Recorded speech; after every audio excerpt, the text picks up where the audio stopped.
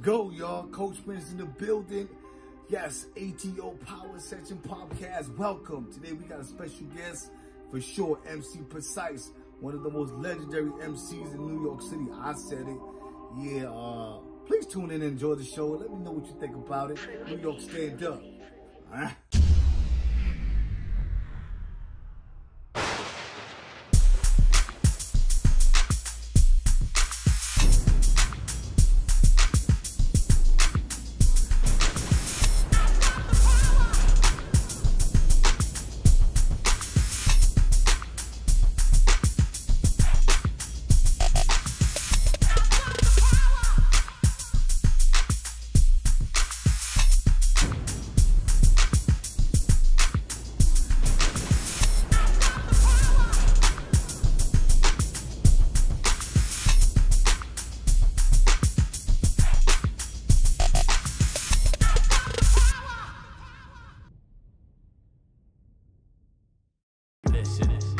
In the room, check out my tune. Genuine article, every last particle, give you the boom and I give you the bat. If you presume that it is rap, you're a buffoon. I am immune to every viral form of stupidity. It will all spiral down into doom. That is a fact. Revolution is rap, evolution is crap. Better using them lyrics for lullaby, rockabye, baby. Thanks for the nap.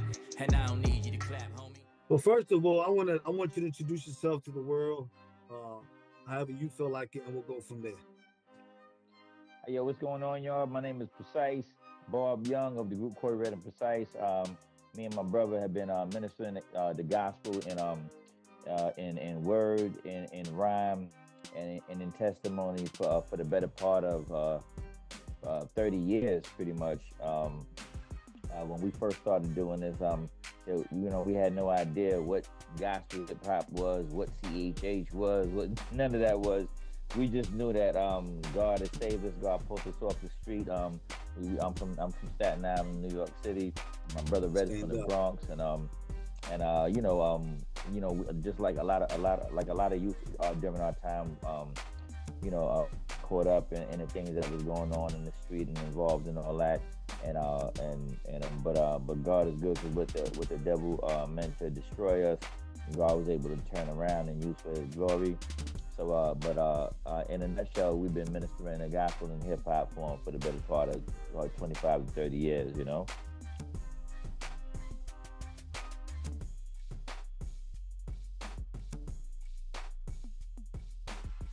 So let me ask you, man. I like to ask the artists, different questions, but for you, man, it's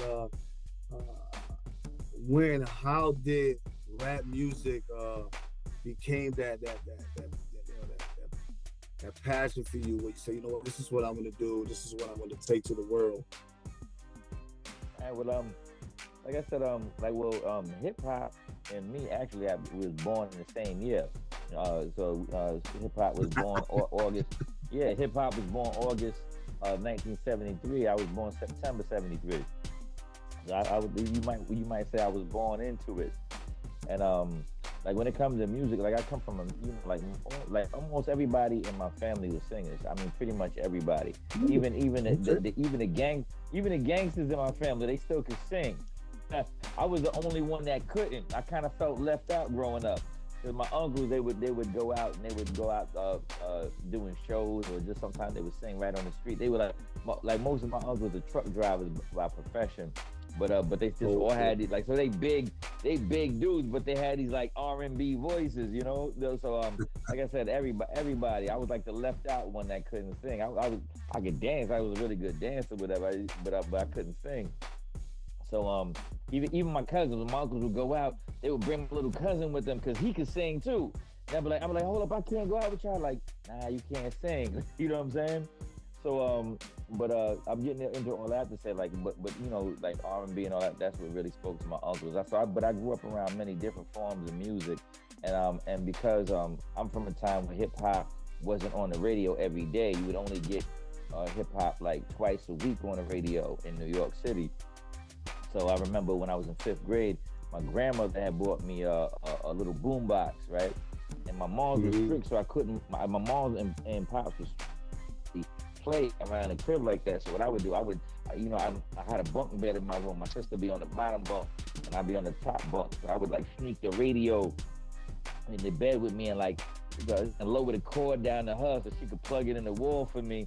And I'd be sneaking like under the cover, listening to the radio, and that's listen to the Rap Attack, Mr. Magic, and 98.7 Kiss and all that. And the thing about hip hop was even though I loved so many different forms of music, but it was the one music that spoke to me as a youth directly, because like for the first time, I mean, like I listened to so many different forms of music, but this was the one music that like I related to, like what these guys was talking about. Could relate, because I could see it when I walk outside my door. I could see it when I look outside my window. The things that they were frustrated over, I could feel those things. The thing that they were sad over, I could feel those things. So it really grabbed the whole. I just really identified with it as a youth right away. And a lot of people don't know I was before I started writing for the Lord. I was part of a group called Bomb Central. We actually was actually being shot for a deal. We had a few interested parties, but I had met the Lord around that time. So I had thought that that hip hop was something I had to be done with and leave aside. But God actually confirmed to me, even though I was in many different ways, He confirmed to me that okay, He want me to do this, even though I was still struggling with it. But when I said, okay, I'm just going to put it before the Lord and just let Him, let's see where it goes. I just said a prayer. And I just said a prayer like, okay, Lord, I think You leading me to do this. I've never seen it. At that point, I hadn't seen it done before, I think to be honest with you, I saw one example, but it was like, I just wanted to forget that, because I think a cassette in one time from the church, and it's bugged out because it was like, she was like, oh, somebody's rapping on here for Jesus. You know what I mean? So I played it off in front of her. I played it off in front of her because I was like, well, but when I ain't gonna front, secretly, I was kind of excited. Like, hold up, somebody rapping on there for God. So, but I'm not gonna say the name of the song, and I'm not gonna say that whoever was doing it. I'm not sure of the person I do, because I don't want them to feel like I'm trying to play them or nothing. But when I popped the cassette in when she left, I'm from the golden era, so I'm expecting to hear like G-Rap or somebody, but for Jesus, I'm a Kane or one of them Slick Rick or KRS, but it was like the beat and the rhyme schemes was so antiquated. I was like, I did felt let down, so I just popped it out, and that's when I just thought it's not possible to really rhyme the way we rhyme and do it for God. When God put it on my heart to do it, I just played a prayer like, well, Lord, if this is You, then give me something that's like sound, like is real what I'm saying. Teach me so it'll be real what I'm saying. And my other prayer was like, for real, like Lord, please just don't let me be whack. I don't want to be a whack MC. you know what I'm saying? So and that's when I first started kind of venturing out, kind of like running out in the street, running out in ciphers. For those of y'all that don't know, ciphers was something real popular in New York City. You would just see like dudes in a group, and somebody be doing a beatbox or whatever, and dudes be going around kicking their rhymes badly, either battling whichever, just spitting what they were spitting. And you couldn't be whacking those ciphers, because if you was whack, you would get played real hard. You know what I mean? I think I don't think sometimes the youth realize how serious it was. Like I've seen ciphers. I've seen ciphers where if you jumped in kicking a whack rhyme, punched in your face for a whack rhyme in a cipher. I've seen that happen. You know what I'm saying? So it wasn't just like, hey, I got a rhyme to kick. You better make sure that your bars at least made halfway sense of what you was talking about. That's definitely ain't happening no more. Well, ain't gonna say no more. Anybody can do it now. Yeah. But I gotta say though, man, speaking of prayer, if you really listen to the lyrics, like you pay attention to what you guys were saying, it was a prayer. It was a prayer for the streets. You guys was praying for the streets through your lyrics. It was powerful, man. It was powerful. And you got, there was no watered down message there. And I think that's what made it even more powerful. The message was not watered down. Because I remember when I first started reading the Bible, man, like I was shocked. When I first started reading the Bible, I was shocked. Because I was like, hold up. Y'all seen how all these real things happening in here? I was like, yo, this person got killed by this person. These people went to war with these people, and God was with them. I was like, yo, how come they ain't giving it to me like this? You know, when they Right. This is how people need to hear it. The straight, the raw, like it say right in scripture. Sometimes we think we know what people need to hear. Well, we just need to give them what God's saying, you know, and the truth will pierce their heart. You know what I'm saying? And like me, I remember like when people used to come from church and I'd be out in the middle around in the front of the building selling drugs or whatever, and I remember how. And they would invite certain people to come to church with them. I would see it. I'm outside, you know, with my bacon, egg, and cheese or whatever, you know what I mean? Eating in the morning and people is inviting them. Well, turkey, bacon, egg, and cheese, you know what I mean? And then people was inviting people to church, but they never would invite us. You know what I'm saying? And in my mind, I'm like, why nobody is coming over here saying if we want to go to the house of the Lord or whatever? It was just kind of like, you didn't expect us to go. You didn't expect us to, you know. So I was like, and I was just like, when I came in, I'm like, nah, I wanna run back for my guy. I wanna run back for guys that look like me. If God did it for me, like now I know what it is. Like, hey, God really do care about me. He really do love me. He really did die for my sins. So I think my peoples, they need to know this, you know. So I was even though I had like a dramatic transformation, right? Like in Christ. So I mean, it was like, it's not the textbook how you got saved. I had divine visitation, like I had a divine visitation from Christ. That's how I got saved. So pretty much, like I jumped right out in the middle of the hood. Right after that, telling everybody like, yo, y'all need to stop selling crack. God is coming back. You know, so everybody was looking at me like, you messing with your own product. What you talking about? That's not real talk. That's what they thought. Real talk. That was the rumor going on. That was the rumor that, yo, he must have started. They was like, yo, dude, you was just out here hustling with us 3 days ago. Like, what are you talking about? So some people thought they might have thought I had hit the pipe, yo. You know what I mean? I was smoked out or whatever, you know. But that's how it started. That's how it started, though, you know.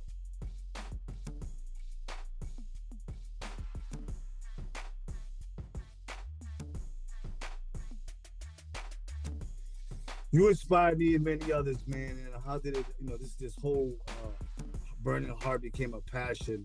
You know, how did it become a purpose to influence others? You know, where did it really start? As far as, okay, this is where I'm at, but I'm not going back. I heard you say you got saved, you went back to the street. But really, what pivotal moment when you, like you said, you had a chance to you guys, you can go this way to the industry or go this way with the Lord. But my question is, where was your frame of mind right there? Blue pill, red pill. Like I said, I got the way I met Christ is like the way I met Christ is a way people don't say they when my testimony, it's the type of testimony that people say never happens no more. So like I said, like I didn't get saved by somebody sharing the gospel with me, you know what I mean? And I'm gonna give you a believe it or not moment. Like Christ appeared to me in my house, and I dropped and received him right then and there. And then once God appeared to you like that, it's kind of hard to go back to like that didn't just happen. You know what I'm saying? Yeah, so, like you're the modern Paul. You're the modern Paul. Yeah, that is exactly what happened. Like that, I had a Damascus Road experience, just like Paul. So that's what some people are like, I don't believe. Well, believe it or not, but that's the reason why I ain't toting pistols and selling drugs no more. You know what I'm saying? Facts. That's what happened. Facts. You know what I'm saying? So boom. So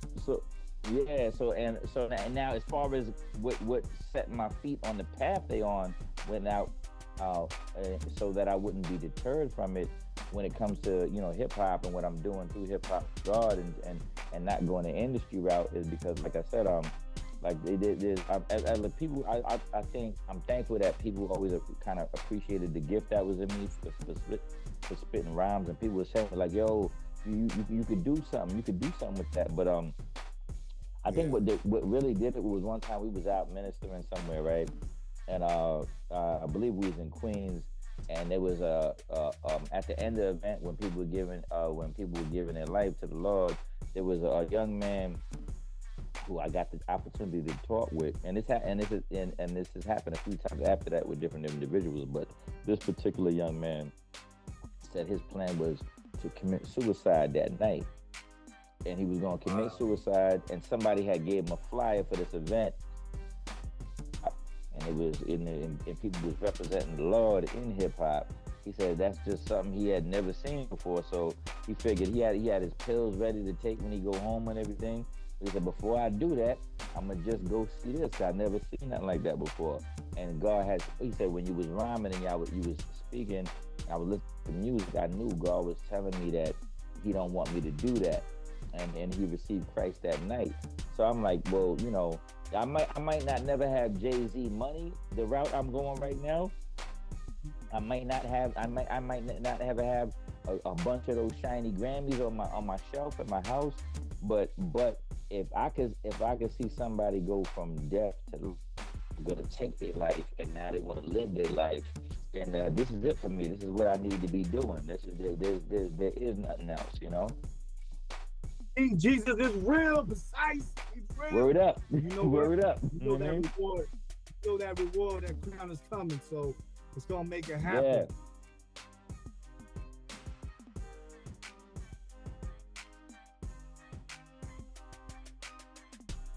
Besides, if the people know, man, define the power in performing arts. What it means to you down deep in your heart.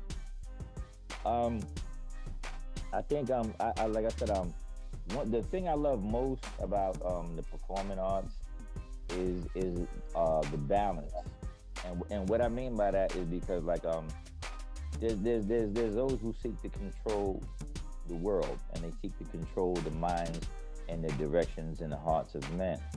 And they set themselves up to be spokespeople for mankind. Some of these people are politicians. Some of these people are allegogues. Some of these people are just come from a royal lineage, and they feel that if you're a royal lineage, you feel because of your bloodline that you got the right to rule over men. If you're an allegogue, you feel because if you're an allegogue, you feel because your money and influence, you got the right to rule over men. If you're a politician, you just feel because of your words and your influence and the people you align yourself with to put yourself in a position of power, you have the right to rule over men. Or certain intellectuals, you feel because I got my associates, I got my bachelor's, I got my master's, I got my doctorate. So now look, I'm more qualified to speak for men than anybody else. And I'm not saying everybody within these groups that I just mentioned are bad people. I'm just saying, but there is a lot of bad people within these groups, you know, that word up, that seek to rule for nefarious reasons. And they seek to, disqualify anybody else who doesn't have what they have. What I love about, that's why I thank God for He give these type of arts, whatever type of art it is, whether it's to sing, whether it's to rap, whether it's to dance, whether it's athleticism, whether it's to paint. What's so dope that God gives these type of gifts to men. That's why I believe Satan is always trying to pervert people with these gifts. Because like what happens with these gifts is these gifts draw the attention of other human beings without having the money, without having a royal line, without having these things that these other guys got. That gift can make that talent it elevates people to where they can be heard, and it gives it's one of the last free forms of expression on planet Earth. And it gives a voice to those who wouldn't have been heard otherwise.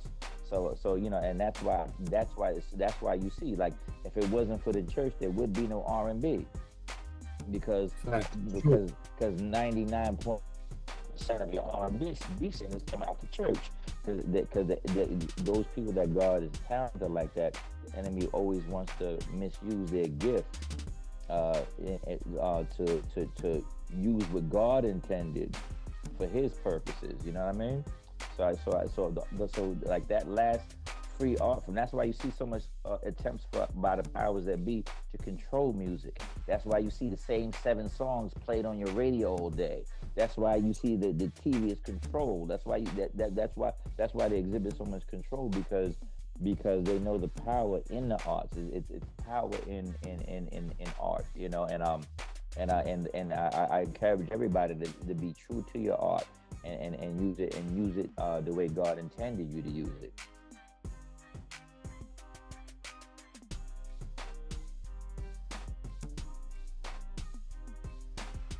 Precise, man. Let the people know, man, where can they reach you? What's going on? What's next? You know, let them know you still driving, still pushing.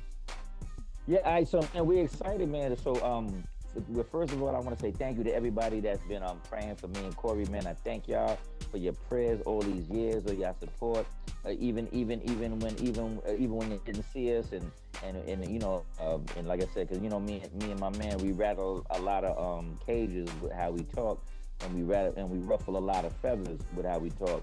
Because everybody's cool when I'm exposing the evil that's in the hood, but when I'm speaking about the evil that's in the government and then sometimes in the church, hear that. But I believe God is not a respecter of persons, and my brother believes that too. So we believe the same way He's gonna give it here, He's gonna give it there and there also. And because of that, it's put us at odds with the quote unquote gatekeepers. But you know, I wouldn't have it any other way. You know, for those of you that know me, you know, I have no intention of changing, no intention of doing anything different. To the conviction in my heart. So I think those who stuck by us and been praying for us all these years. You know, there's a reunion album coming out with me and my brother Corey. A big shout out to Domingo of MediaFamous.com. Big shout out to him for just really stepping up and putting his hand together with me and my brother. And we're excited, man. We're really excited about that. For those of y'all who want to check out what we're doing, you can always check us out at on Facebook. If you're on Facebook, www.facebook.com/Corey Red and Precise. If you're on Instagram, you can check me out at Instagram.com/Precise, aka Bob Young.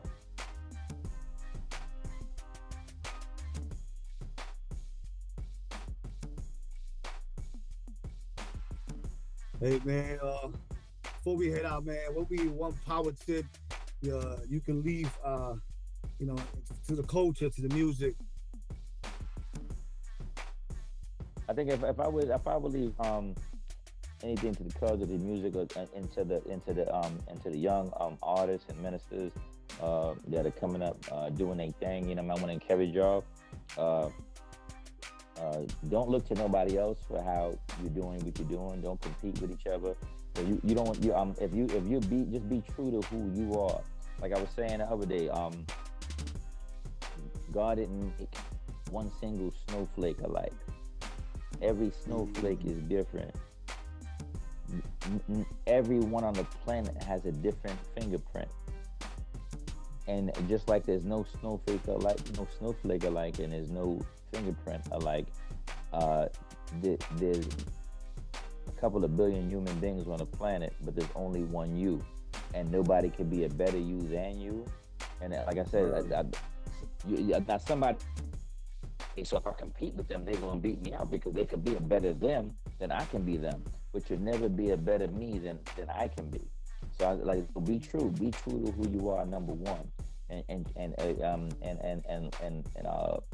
and let us all see, so we can all see and appreciate the individual that God has made and the gift that God has put in you. And number two, don't just jump into something because it's a good idea. Because good ideas, if you just jump into something because it's a good idea, it can cause you to doubt. It can cause you when times get rough, and they do. When times get rough, you'll doubt, you'll falter, you'll question what you're doing. But I do what I do because I'm convinced down to the core of my heart.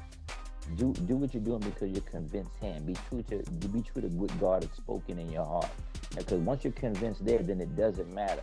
It doesn't matter what's said about you. It doesn't matter whether they receive you or not. You're being, because you know I'm being to be. This is where you want somebody's life, and this is what I'm persuaded to do. Be persuaded, not don't be persuaded of a good idea. Be persuaded unto death that this is what God has called out of my life. And you know, I'm gonna stamp that, man, because that's one thing about you and Red that separated y'all. You guys was amazing individual and come together. It was like Transformers, man. It was crazy. It was, you know what I mean? So with the King on your side, you guys was pushing boundaries, you know what I mean? And that's much salute to that. Dave, man, we want to say thank you for joining us here at the Outlet Power Session. We want to, you know, let the people know once again your name and where you plugged into today. All right, yo, listen. This is your boy Precise, Bob Young of Corey Red Precise, and I'm plugged into the Outlet Power Session. Kingdom business is happening here. If you want to be in tune, you want to be plugged in, then you need to keep it plugged right here with my brother. All right? God bless y'all, man. Salute. I see y'all on the battlefield.